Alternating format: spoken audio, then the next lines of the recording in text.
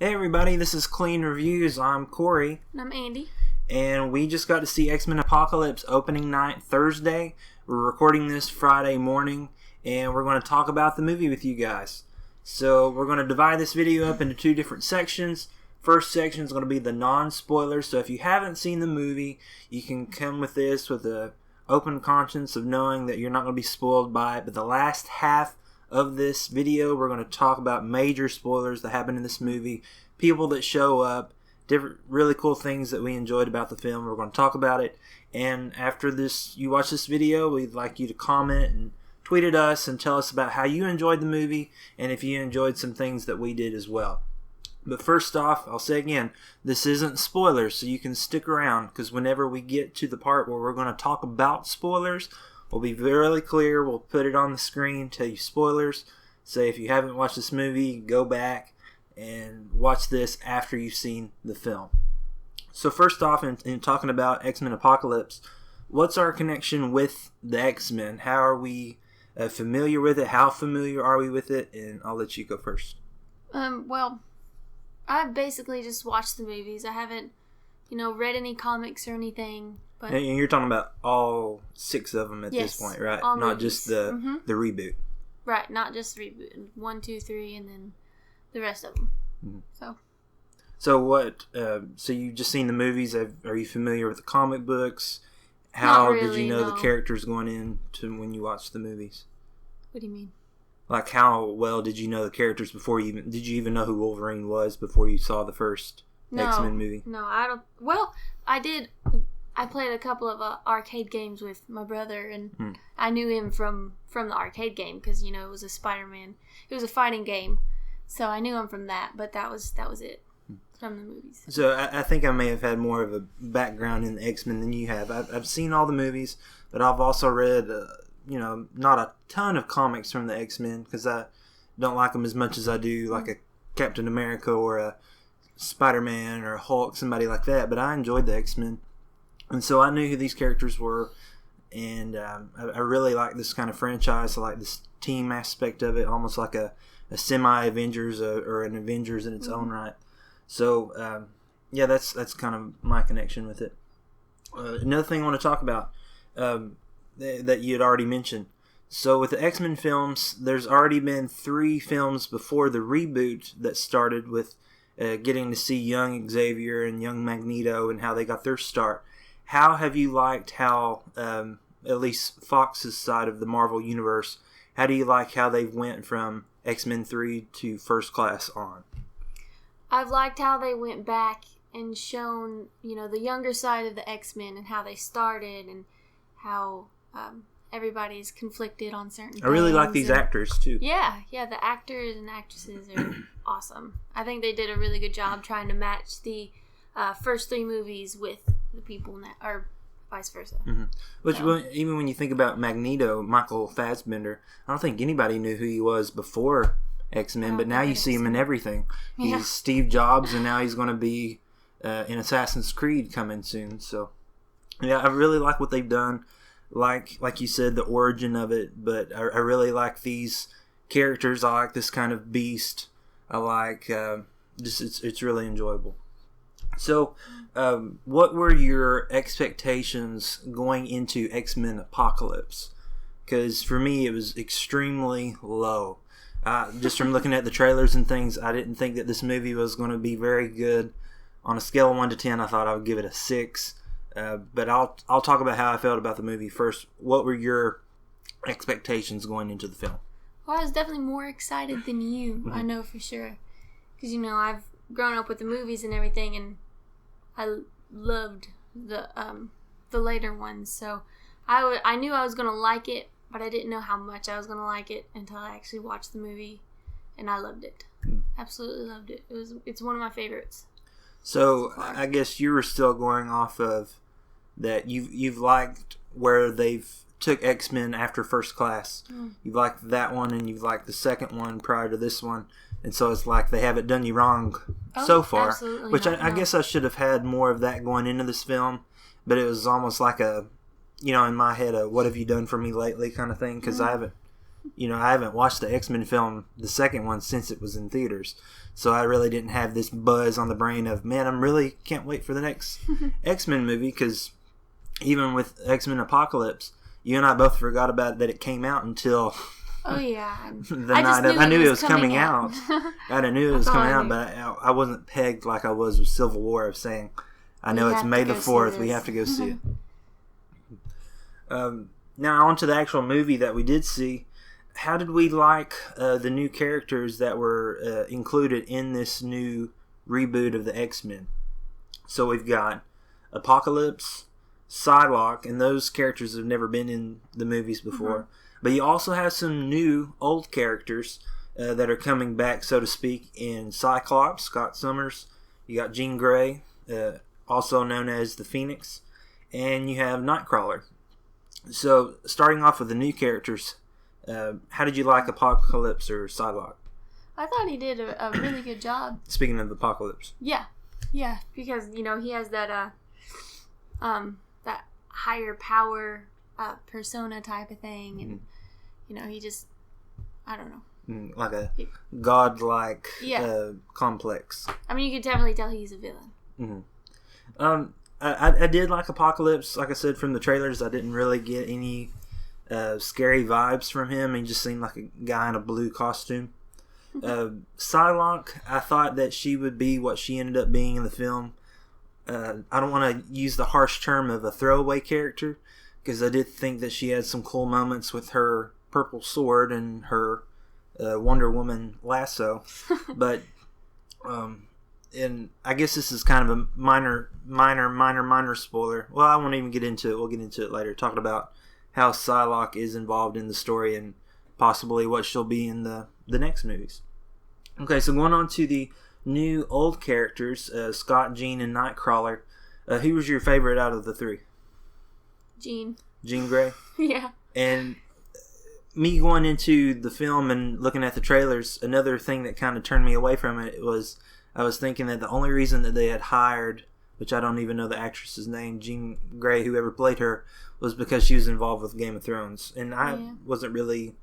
I've seen a couple of episodes of Game of Thrones, but I never really got to see her act or anything. Yeah. So you have more familiarity with her than I do. I went up to season 3 of Game of Thrones, and she was really good in it.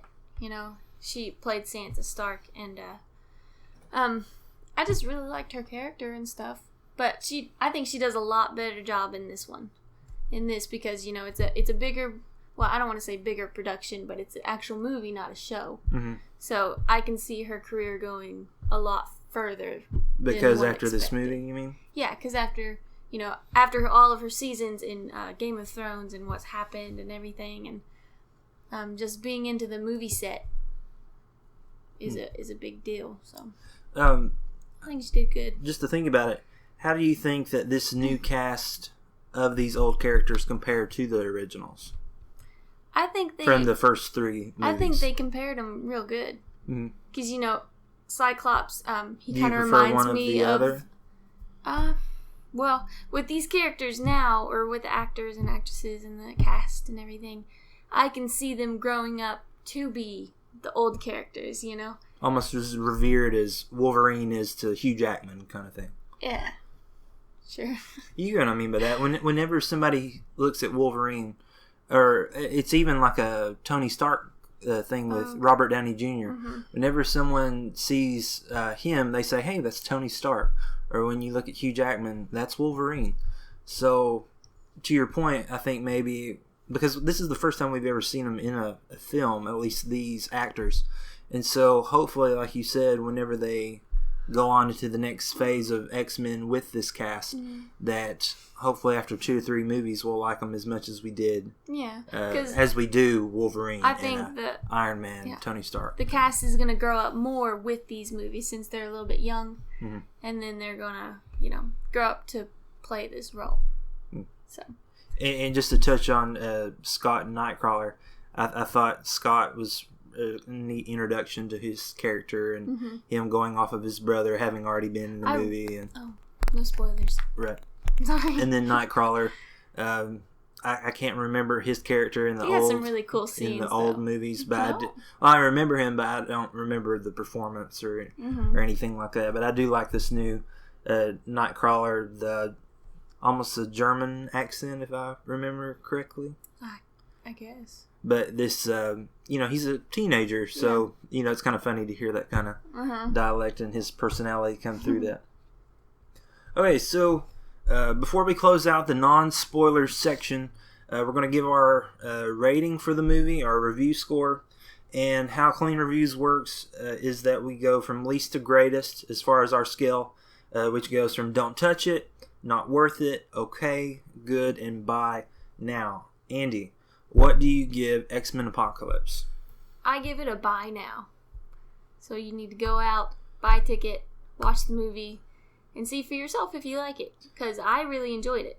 So, what is the best non-spoiler way for you to sell this movie? Like, do you, like, okay, for Civil War, somebody who doesn't want to give a non-spoiler pitch for the movie, you got to say, there's this scene in the airport, you're going to love it, you have to buy it. What would you say for X-Men Apocalypse?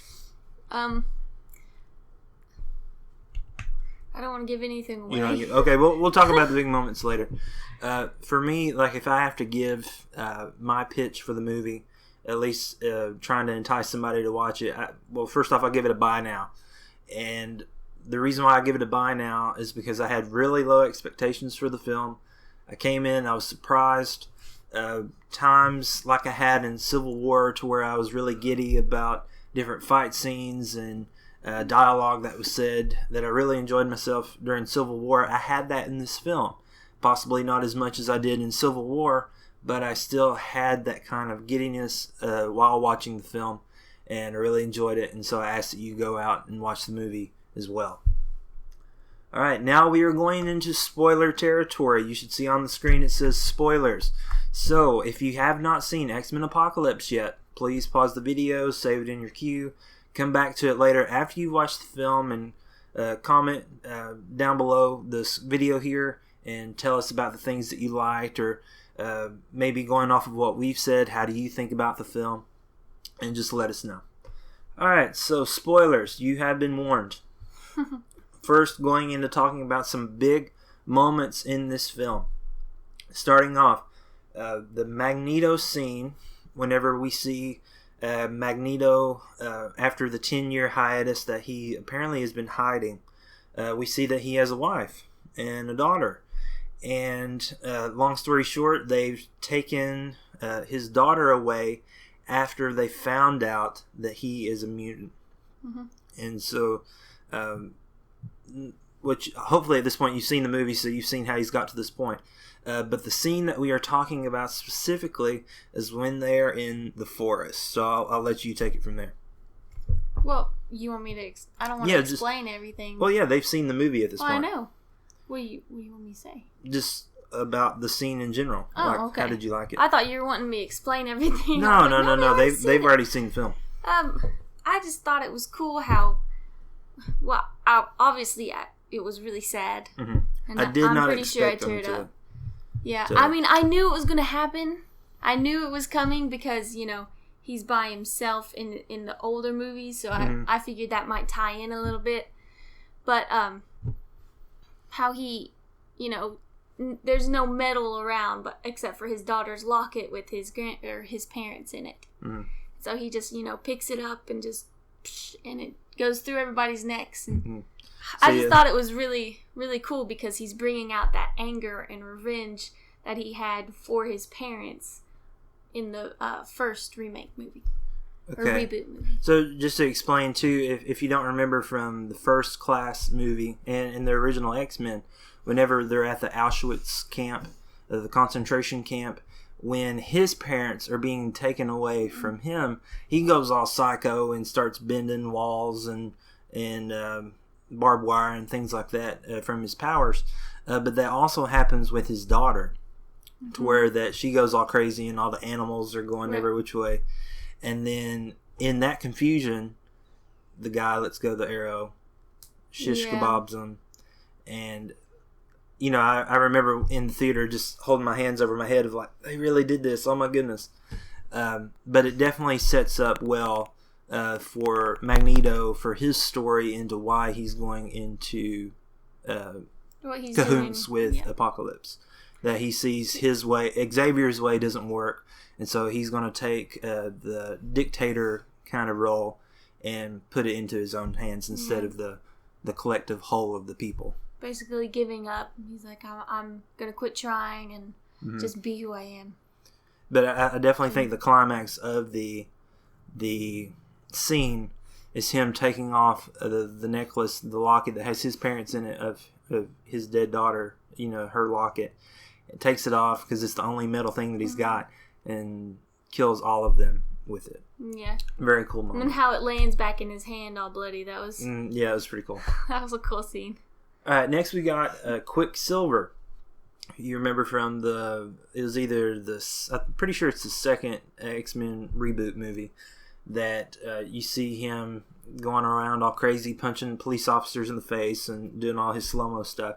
But he has a moment like that in this film, which I thought was really hokey and campy, but in a good way, in a comic booky kind of way, to where you even see there's a dog stealing some pizza, and he eats all the other slices and leaves the dog with the pizza and takes him out.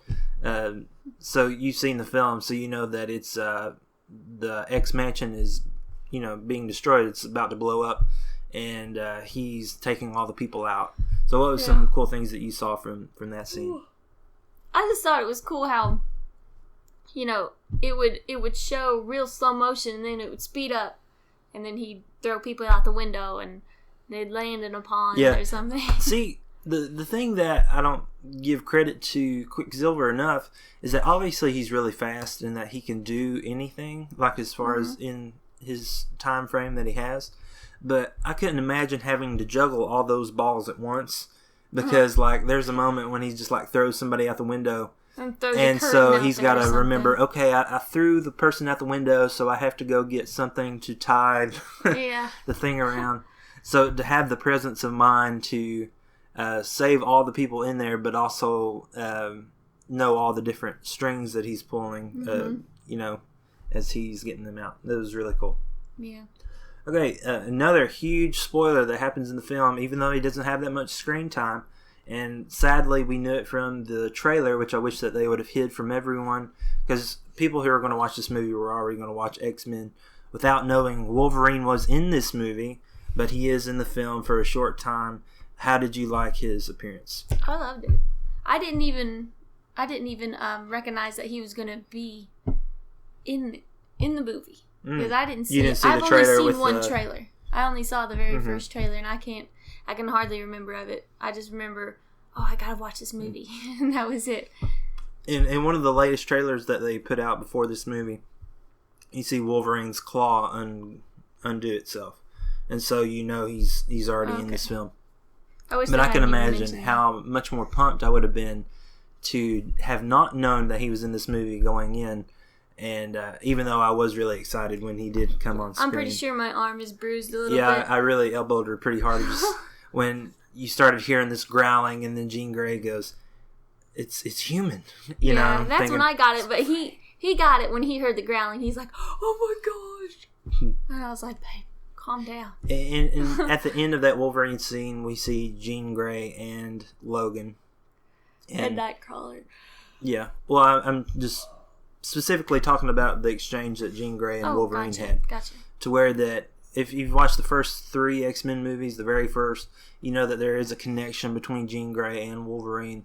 And we kind of see that play out for the first time, at least the first time in their lifetimes, to where that she takes the headset that he's got on, and at this point, he's pretty much wiped clean as far as who he was, and she salvages what's left of his memory to give him back his name, Logan, and I guess just some other things to help him get on the right path of knowing who he is.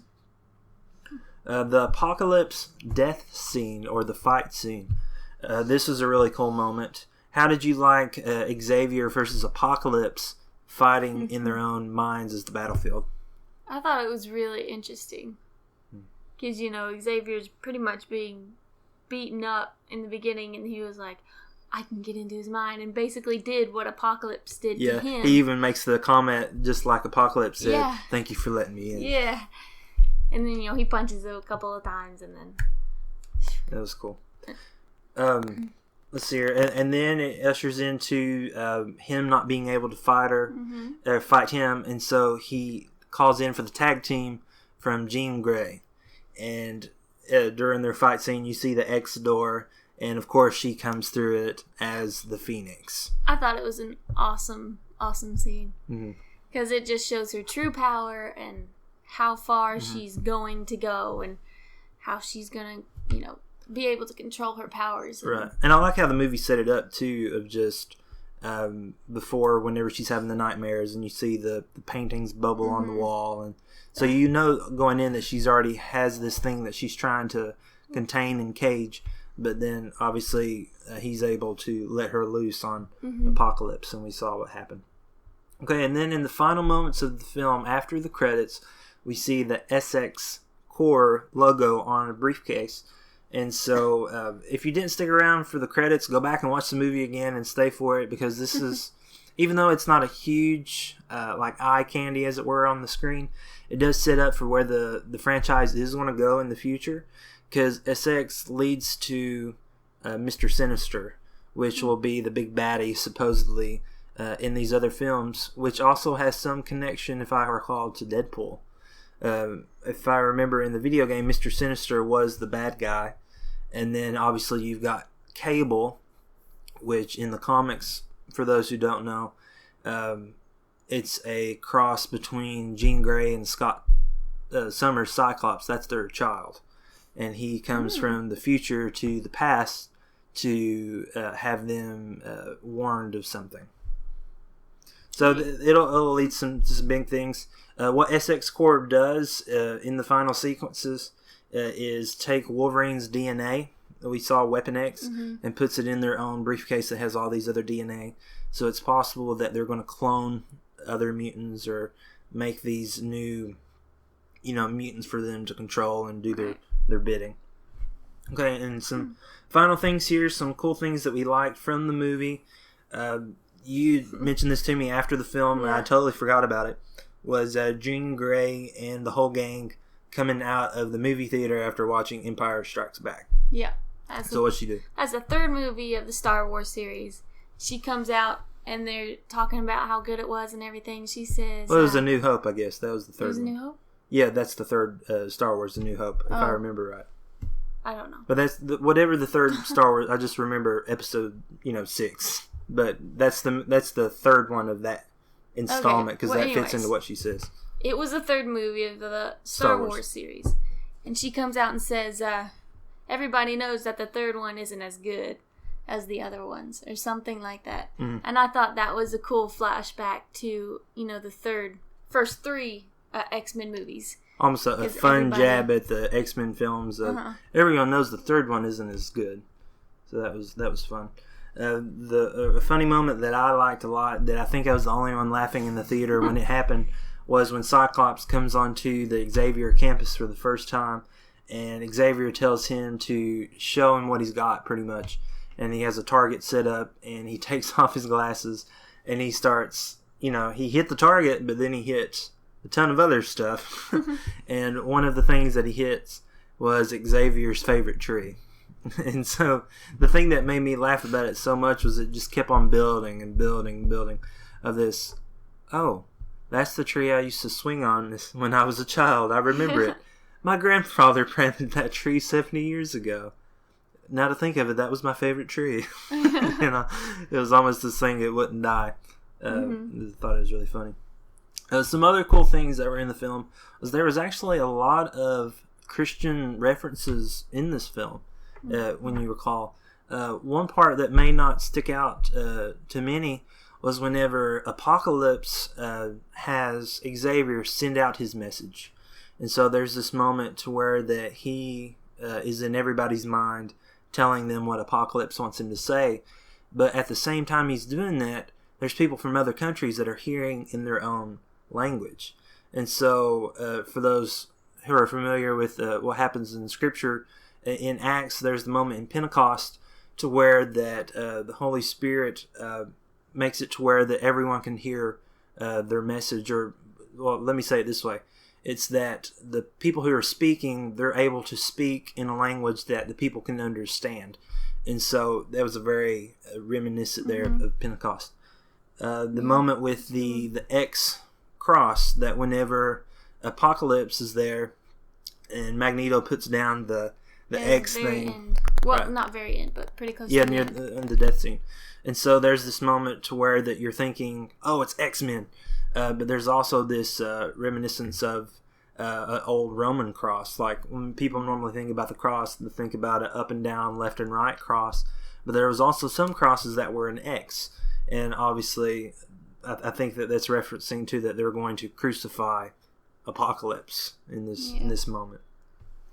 So that was just some cool things that I saw in the film. Oh, and finally, I almost forgot about this. The Stan Lee cameo is kind of a serious tone.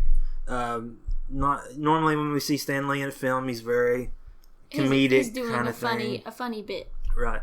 But in this one here, he was, it's serious because the warheads are going off into the air, and I guess he's holding his wife as they look up. So that was fun to see him, and for some reason I didn't even think to see him in the film. So to wrap it up here with this,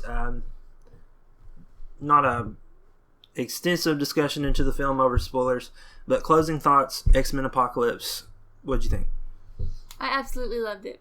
It surprised me every second into the movie, and it reminded me of, pretty much my childhood playing in the playground, acting like Rogue and all this junk. So I really enjoyed it. It brought back the fandom to me. So I'm definitely waiting for the next movie. Yeah, absolutely. To see where they'll go from here. Yeah. And they've already kind of made it clear off camera that what they're doing is that they're ushering into the 90s X-Men. So if you've seen the 90s cartoons, that looks to be where it's going to go.